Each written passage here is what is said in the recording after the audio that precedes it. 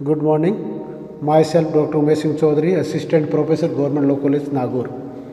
आज इस वीडियो के माध्यम से अपन संपत्ति अंतरण अधिनियम ट्रांसफर ऑफ प्रॉपर्टी एक्ट 1882 के महत्वपूर्ण टॉपिक विक्रय सेल पे डिस्कस करेंगे।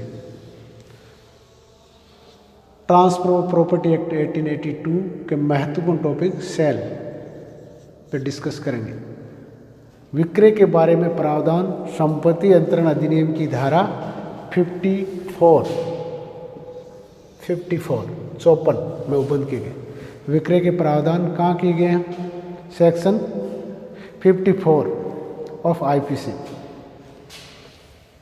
किसके बारे में प्रावधान किए गए? विक्रय, यानी section 54 of TP transfer of property act 1882 की सेक्शन 54 विक्रय के बारे में प्रावधान करते हैं। क्या है विक्रय? विक्रय ऐसी कीमत के बदले स्वामित्व का अंतरण है जो दी जा चुकी है या दिए जाने का वचन दिया गया या जिसका कोई भाग दे दिया गया हो या किसी भाग को देने का वचन दिया गया हो। विक्रय में अपने को देखने वाली बात यह है कि किसका अंतरण होता है विक्रय में। यह पूछा भी जाता है कई दफ़ा कंपटीशन एग्जाम में। तो विक्रय के माध्यम से किसका अंतरण होता है? स्वामित्व का अंतरण होता है। किसका? स्वामित्व का अंतरण। इस स्वामित्व का अंतरण किसके बदले में होता है? कीमत के बदले। यानी विक्रय के माध्यम से किसका अंतरण? ट्रांसफर क्या होता है विक्रय के माध्यम से? स्वामित्व ट्रांसफर होता है ए से बी को। और वो किसके बदले में होता है? कीमत के बदले। किसके बदले में? कीमत के बदले में स्वामित्व का अंतरण। और वो कीमत जो दी जा चुकी है या उस कीमत के दिए जाने का वचन दिया गया या उसका कोई भाग दे दिया गया या उसके कोई भाग को देने का वचन दिया गया। यानी section 54 of transfer of property act किसके बारे में? सेल के बारे में प्रावधान करती है, विक्रय के बारे में प्रावधान करती है। कौन सी सेक्शन? 54। और इस विक्रय में क्या अंतरित होता है? स्वामित्व। किसके बदले? कीमत के बदले।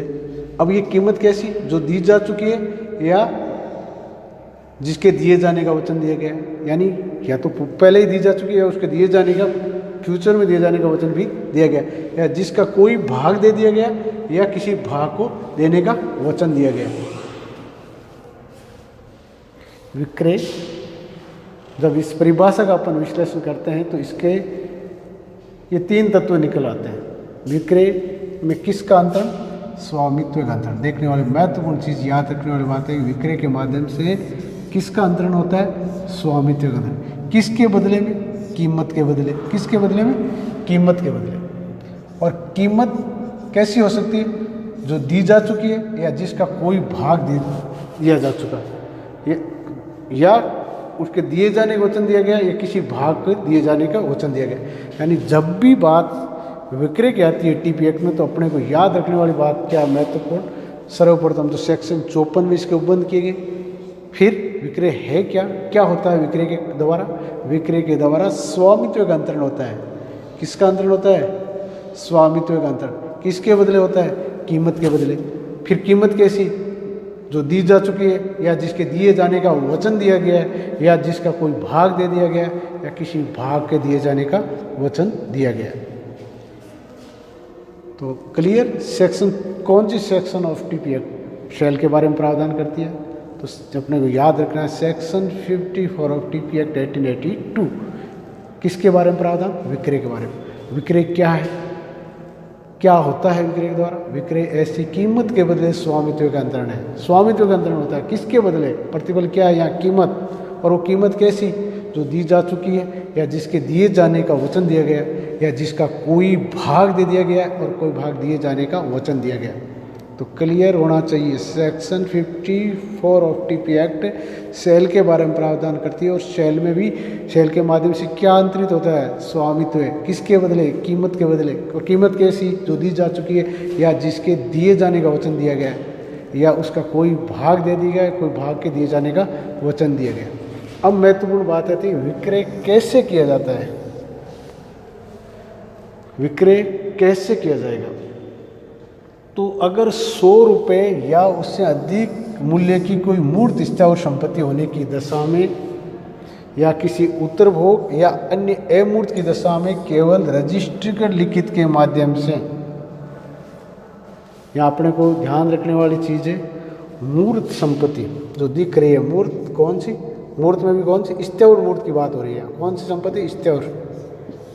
स्थावर मूर्त जो दिख रही, और अमूर्त स्थावर मूर्त और उसका मूल्य अगर 100 रुपये या 100 से अधिक है और अमूर्त या उत्तर भोगाधिकार है, तो विक्रय हमेशा कैसे किया जाएगा? केवल रजिस्ट्री कर लिखित के द्वारा। और अगर मूर्त संपत्ति है स्थावर और उसका मूल्य 100 रुपये से कम है, तो रजिस्ट्री कर लिखित के द्वारा भी हो सकता है और संपत्ति के परिधान द्वारा भी हो सकता है। और मूर्त स्थावर संपत्ति का परिधान जब विक्रेता निर्दिष्ट व्यक्ति को संपत्ति पर कब्जा करा देता है। तो विक्रय कैसे किया जाता है, कैसे होगा? अगर मूर्त स्थावर संपत्ति जिसका मूल्य 100 रुपये से अधिक है, 100 रुपये से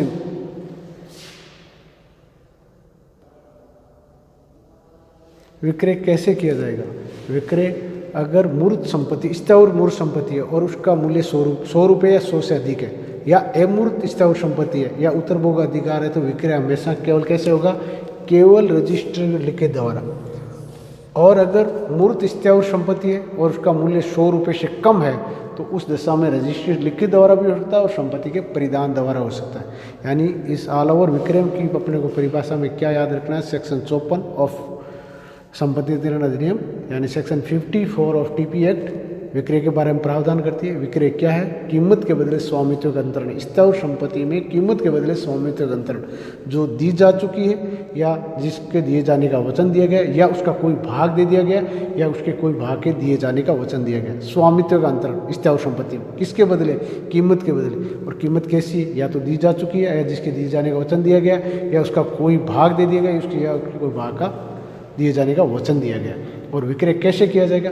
मूर्त स्थावर संपत्ति जिसका मूल्य 100 रुपये या 100 से अधिक है या अमूर्त संपत्ति है या उत्तरभोग अधिकार है, तो हमेशा विक्रय रजिस्ट्री कर लिख के, केवल रजिस्ट्री लिख के द्वारा होगा। लेकिन यदि मूर्त स्थावर संपत्ति और उसका मूल्य 100 रुपये से कम है, तो रजिस्ट्री लिखित द्वारा भी हो सकती है और संपत्ति के परिधान द्वारा हो सकती है। थैंक्स।